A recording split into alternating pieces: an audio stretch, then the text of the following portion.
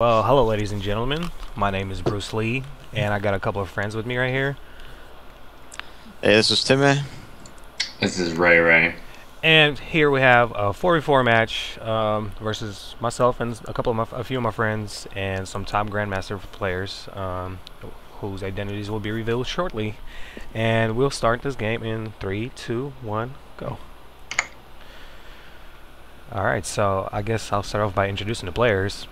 And on the bottom, well, I guess Timmy just spoiled it. One of the Grandmaster players that we have here is KawaiiRice.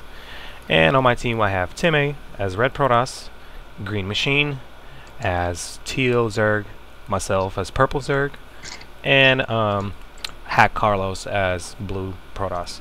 And on the other side against us we have Nerzul as Green Zerg, not sure how to pronounce that, Binsky as Pink Terran, Yellow Protoss Sin, and Orange Zerg KawaiiRice. Obviously you can tell KawaiiRice is not really playing his main race here. He's off racing a Zerg.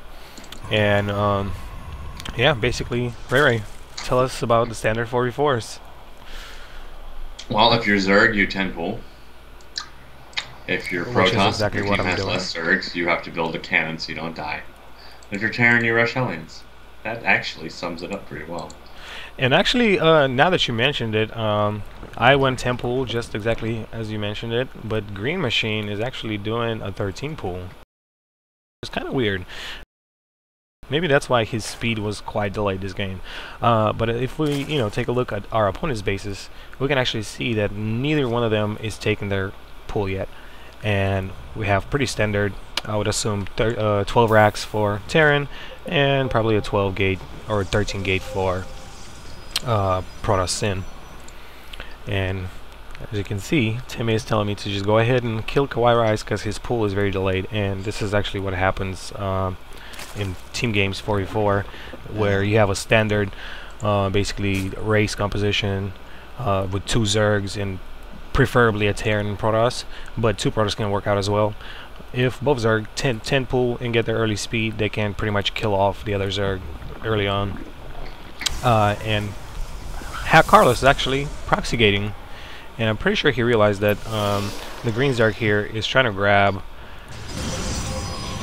a fast expansion. Yeah. So this proxy gate is pretty good actually, since there's no pull to be seen yet. Hack Carlos just lost a drone because he decided not to micro. Oh yes, I noticed that, but it didn't really matter because his gateways are up. He already has one zealot out, another zealot on the way. Pool is not even done yet. Terran only has 1 Marine, so he could try to help him out, but he can't really.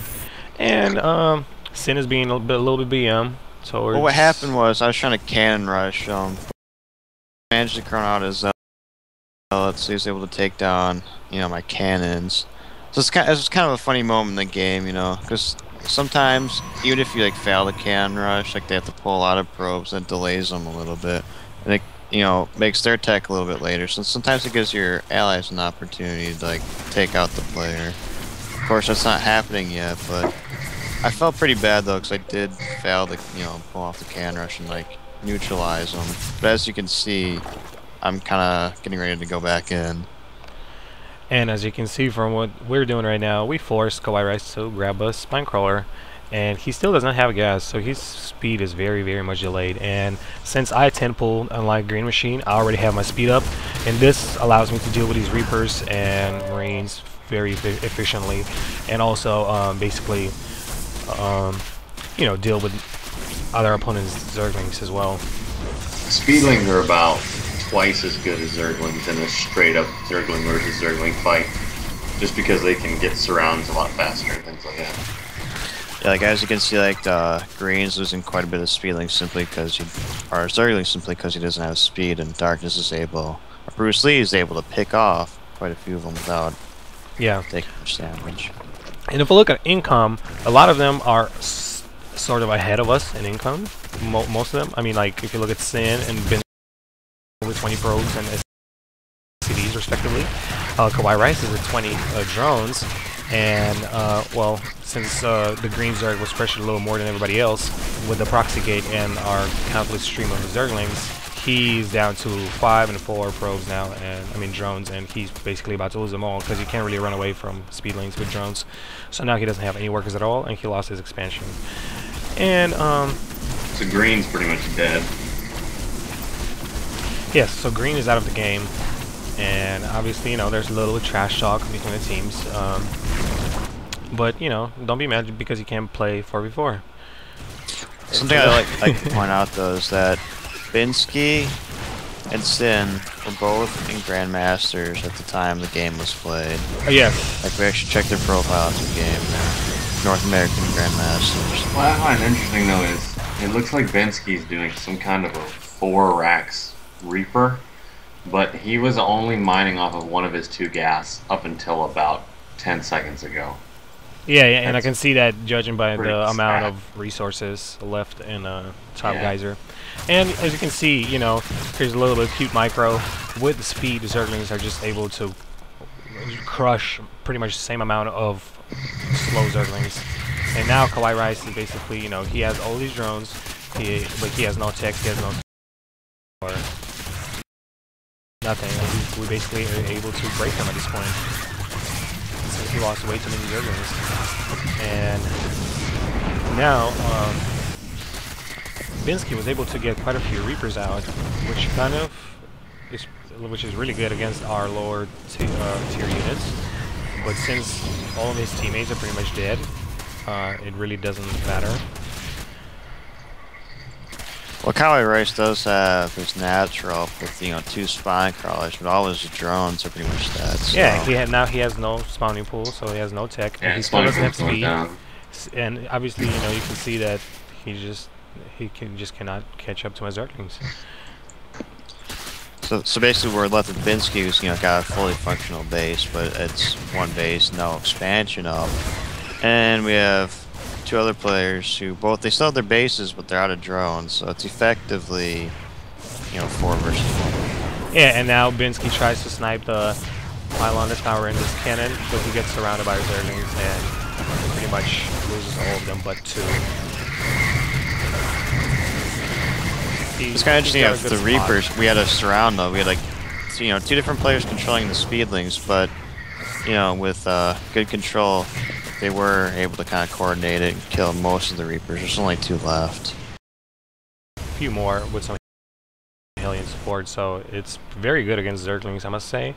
But at this point, our economy, you know, we've already transitioned. Green Machine and I both have our expansions. We both have over 20 drones.